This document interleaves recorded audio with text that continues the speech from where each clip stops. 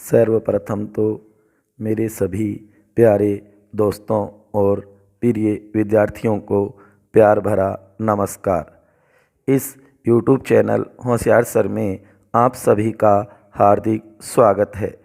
जैसे कि मित्रों, हम बात कर रहे थे भारत के इतिहास की, और भारत के इतिहास में हमारा टॉपिक चला था मौर्य वंश या मौर्य साम्राज्य का इतिहास। हमने अपने पिछले दो वीडियो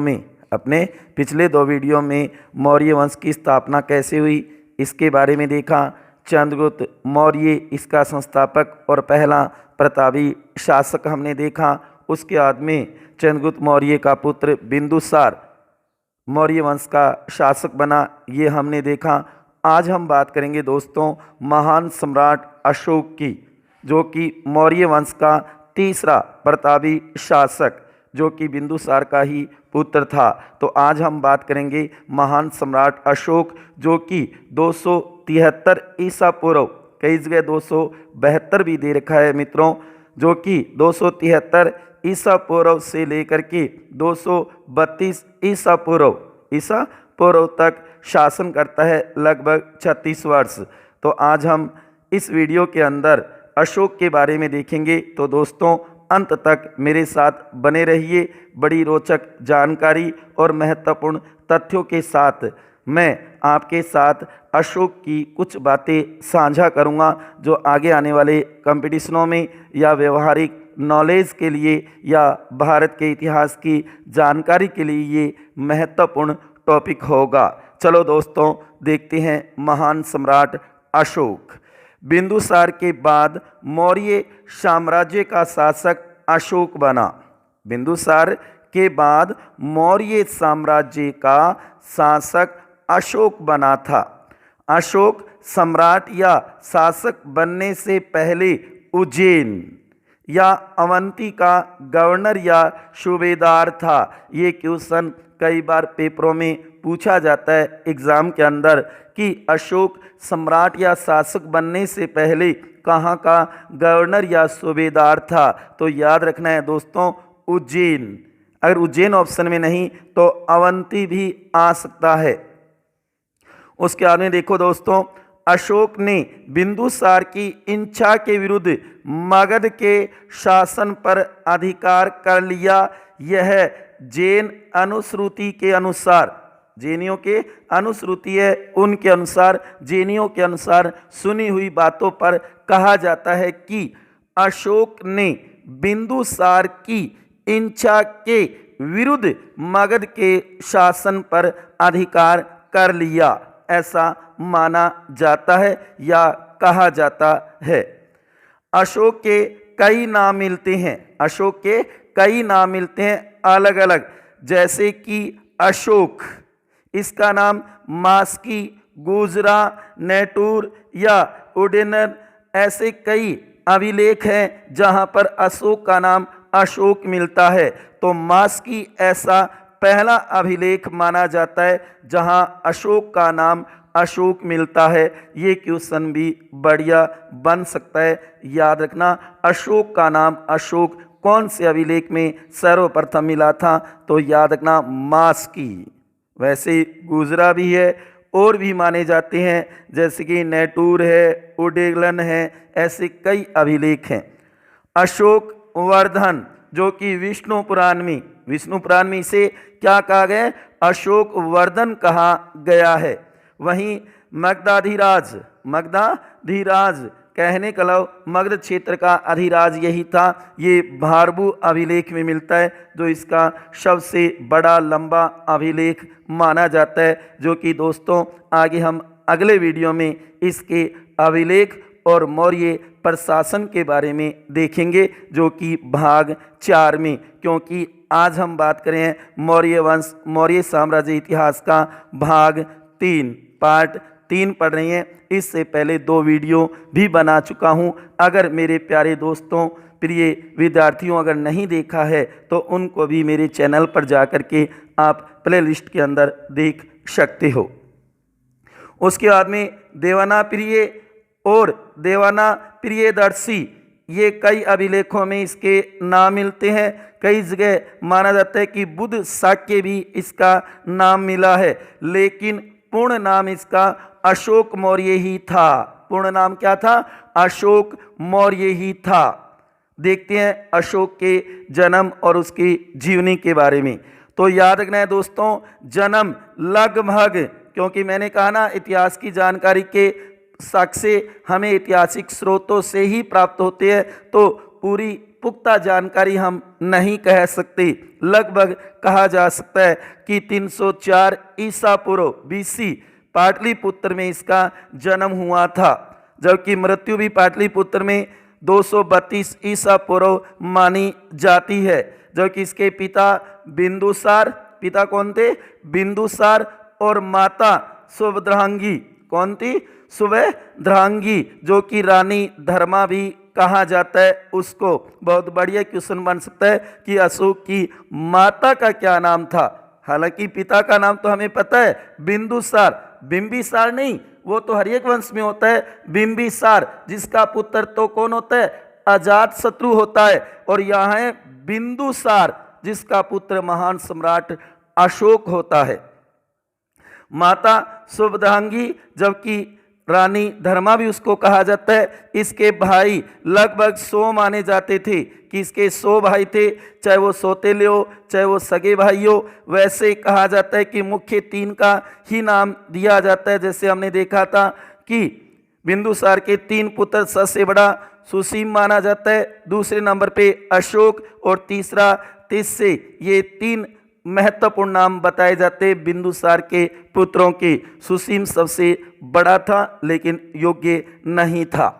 उसके बाद में प्रधानमंत्री राधागुप्त था। कहा जाता है कि अशोक को सम्राट शासक बनाने में सबसे बड़ी भूमिका, सबसे बड़ा योगदान था तो इसके प्रधानमंत्री राधागुप्त का था। याद रखना दोस्तों, यहाँ पर चाणक्य या कौटिल्य प्रधानमंत्री नहीं होगा।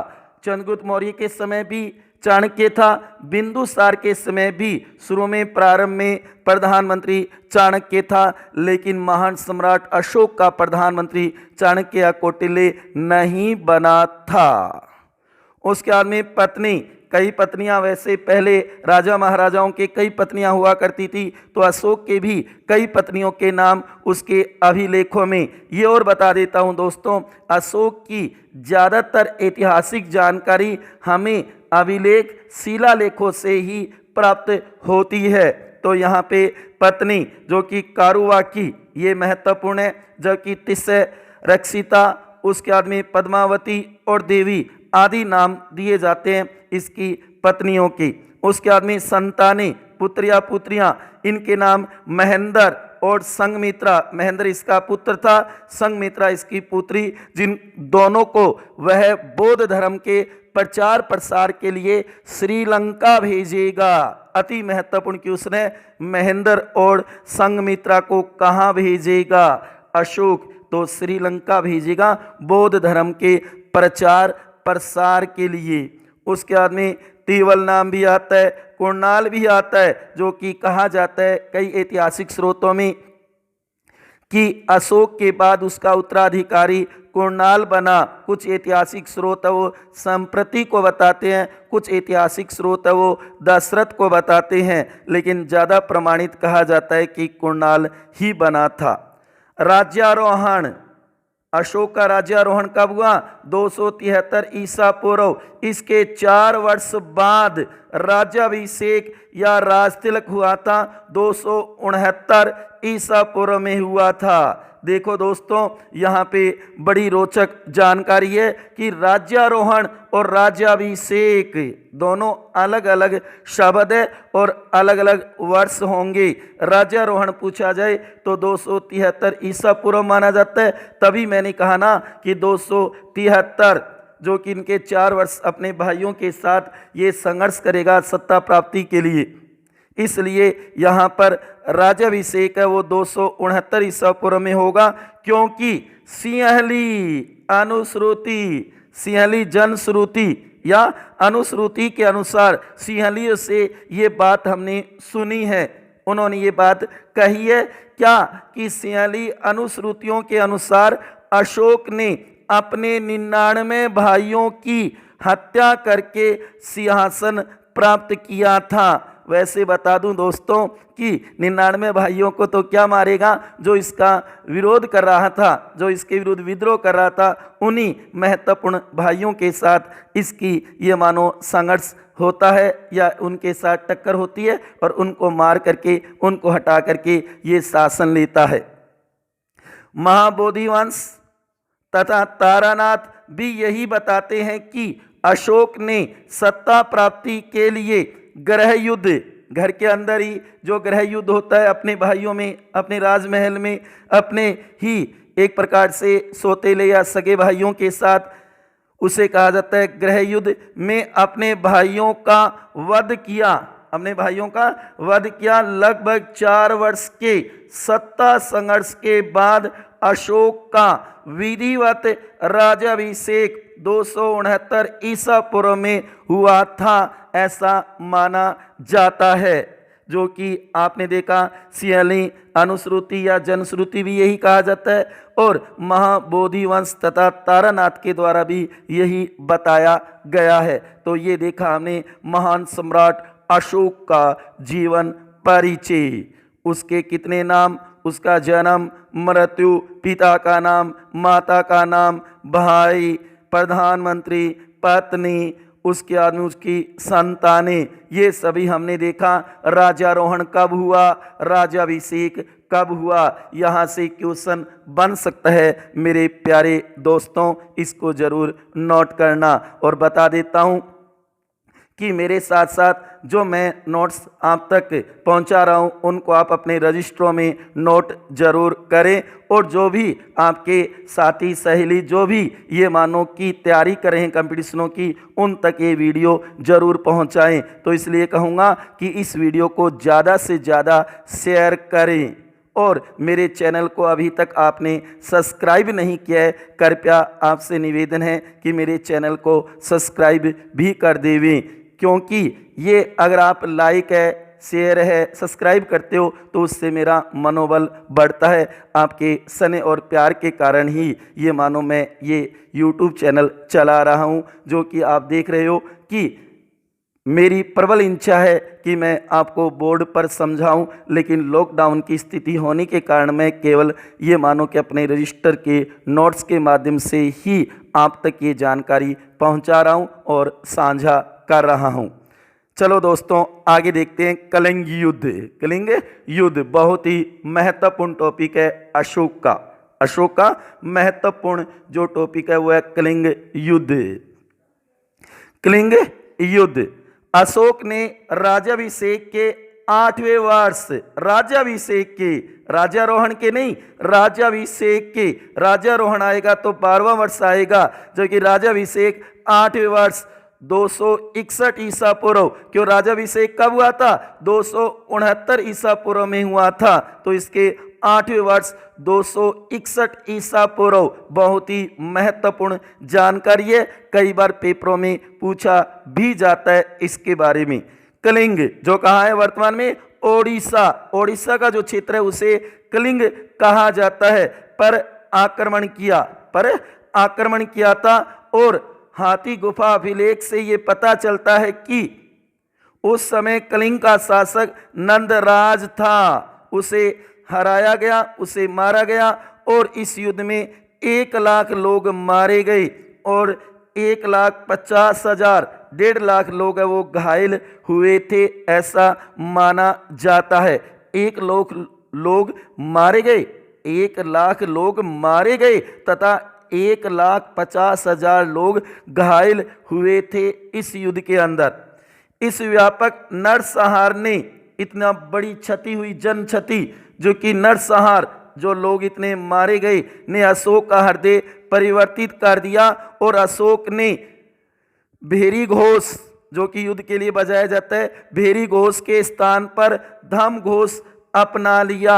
कहने के लिए अपने अस्त्र शस्त्र वहीं पे छोड़ दिए, क्योंकि उसने देखा कि इतनी जनता को मैंने मारा है, उनके चाहने वाले मान लो या सामान्य जनता मान लो, तो उस कारण उसने ये मानो वहीं पे हथियार डाल दिए, जो कि भेरी घोष छोड़ दिया और उसके स्थान पे धम घोष को अपना लिया और कलिंग की राजधानी धोली या तोसली बनाई गई, उसे जीत लिया गया और अपने प्रांत साम्राज्य में मिला लिया गया, जो कि धोली या तोसली बनाई गई उसकी राजधानी। मौर्य साम्राज्य को 5 प्रांतों में बांटा गया और उसी में से एक था कलिंग।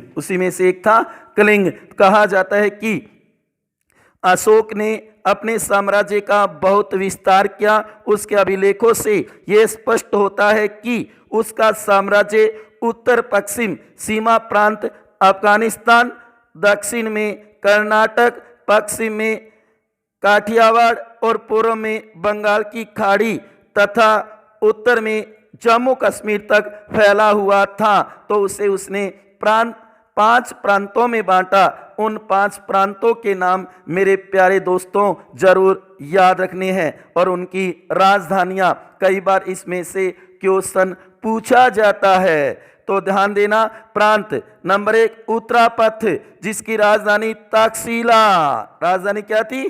तक्षशिला, उत्तरापथ की। दूसरा दक्षिणापथ, जिसकी राजधानी सुवर्णगिरी। तीसरा अवंती, जिसकी राजधानी उज्जैनी या उज्जैन।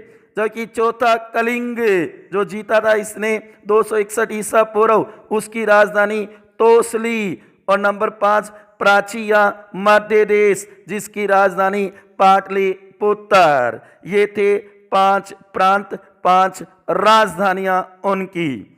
प्रारंभ में अशोक ब्राह्मण धर्म का अनुयायी था। आपने देखा चंद्रगुप्त मौर्य जैन धर्म को मानने वाला था। बिंदुसार वो आजीविक संप्रदाय का अनुयायी था। वहीं महान सम्राट अशोक प्रारंभ में तो ब्राह्मण धर्म का होगा और बाद में माना जाता है कि ये बौद्ध धर्म को स्वीकार करेगा, उसका अनुयायी होगा। तथा शिव का उपासक था। ये बढ़िया क्वेश्चन है कि महान सम्राट अशोक किसके उपासक थे? तो भगवान शिव का उपासक था। ये जानकारी हमें कहां से होती है? राजतृंगिणी से, जो किसकी रचना है? कलहन की रचना है। किसकी रचना है? कलहन की। राजतृंगिणी के अनुसार ये बात विदित होती है।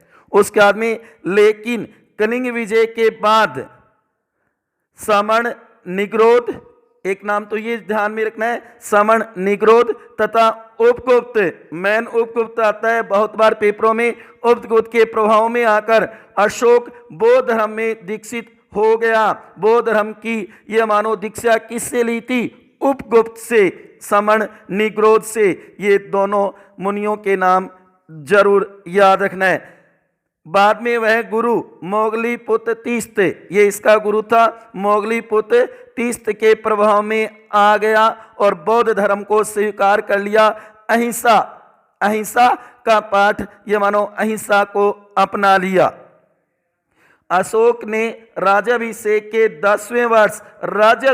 10वें वर्ष में बोध गया तथा 20वें वर्ष में लुम्बिनी कपिलवस्तु की धम्म यात्रा की थी। बौद्ध धर्म का प्रचार प्रसार शुरू कर दिया। गौतम बुद्ध की प्रतिमाएं शुरू कर दी गई, उसके स्तूप है, उसके शिलालेख है, कहने स्तंभ आदि बनाने शुरू कर दिए और अहिंसा का पालन करने लगा। ये पहला सम्राट शासक था अशोक, जिसने अहिंसा को अपनाया था। कहने को अस्त्र शस्त्र तलवार छोड़ करके और धर्म का दान पुण्य का काम शुरू कर दिया था। ये मानो कि प्राणी मात्र के प्रति दया भाव शुरू कर दिया था महान सम्राट अशोक ने। तभी तो ये महान बना था, जो कि आज तक याद रखा जाता है। आगे भविष्य में भी इसका नाम अमर रहेगा, क्योंकि इसने जो कार्य किए शायद ही किसी सम्राट ने किए होंगे, इसलिए तो इसे महान सम्राट अशोक कहा जाता है। बहारबू शिलालेख के अनुसार, जो इसका सबसे बड़ा और लंबा शिलालेख माना जाता है, बहारबू शिलालेख के अनुसार अशोक ने बुद्ध के त्रिरत्नों बुद्ध धम्म संघ, बुद्धम शरणम गच्छामि, धम्म शरणम गच्छामि, संघ शरणम गच्छामि, ये त्रिरत्न माने जाते हैं, बौद्ध धर्म के प्रति अपनी आस्था प्रकट की थी। मतलब इन तीनों को मानना शुरू कर दिया था। ऐसा भी माना जाता है कि सुदामा, चापर, विश्व झोपड़ी और कर्ण, 4 गुहाओं का निर्माण, बराबर की पहाड़ियां में आजीविकों के निवास हेतु करवाया था। कहने का मतलब बौद्ध धर्म के प्रति इसकी बहुत ज़्यादा जिज्ञासा थी। बौद्ध धर्म का प्रचार प्रसार किया, बौद्ध धर्म की ख्याति पहुंचाई विश्व तक, भारत तक ही नहीं, विश्व के अन्य देशों में भी बौद्ध धर्म का प्रचार प्रसार किया था। तो आज हमने बात की दोस्तों महान सम्राट अशोक के जीवन परिचय की, मौर्य साम्राज्य के इतिहास में। हाँ, मौर्य साम्राज्य में अभी और भी कुछ भाग बनेंगे, जो कि अगले भाग में हम बात करेंगे महान सम्राट अशोक के शिलालेख या अभिलेखों के बारे में, जो सर्वप्रथम भारत में इसी ने शुरू किए थे। किसके द्वारा पढ़ा गया था, किसके द्वारा खोजा गया था, सर्वप्रथम कौन कौन से महत्वपूर्ण हैं, किसके अंदर कलिंग युद्ध के विजय का वर्णन किया गया है, कहाँ पर कौन कौन सी महत्वपूर्ण जानकारियाँ मिली हैं, उसके ऊपर चर्चा करेंगे। फिर उसके बाद में अगले भाग में हम बात करेंगे मौर्य प्रशासन की, उसके प्रशासनिक व्यवस्था, राजनीतिक व्यवस्था, सामाजिक व्यवस्था, धार्मिक व्यवस्था के बारे में विस्तार से पढ़ेंगे। तो दोस्तों आज हमने बात की महान सम्राट अशोक के जीवन परिचय की। कई महत्वपूर्ण क्वेश्चन बन सकते हैं और बता देता हूं दोस्तों, मौर्य वंश, मौर्य साम्राज्य में अगर सबसे महत्वपूर्ण अगर शासक है तो महान सम्राट अशोक है। कंपटीशनों में इससे जुड़े हुए ही क्वेश्चन ज़्यादा पूछे जाते हैं, तो अशोक को तो ज़रूर तैयार करना है। अशोक वाले टॉपिक हमारे क्लियर होना चाहिए कि आगामी जो भी कंपटीशन हो उसमें इससे जुड़ा हुआ कोई भी क्वेश्चन आए तो हम कर सके। कहने का मतलब है महान सम्राट अशोक के बारे में हमें ज़रूर नॉलेज होना चाहिए। मिलते हैं दोस्तों अगले वीडियो में, तब तक हंसते रहिए, खुश रहिए, मस्त रहिए। धन्यवाद।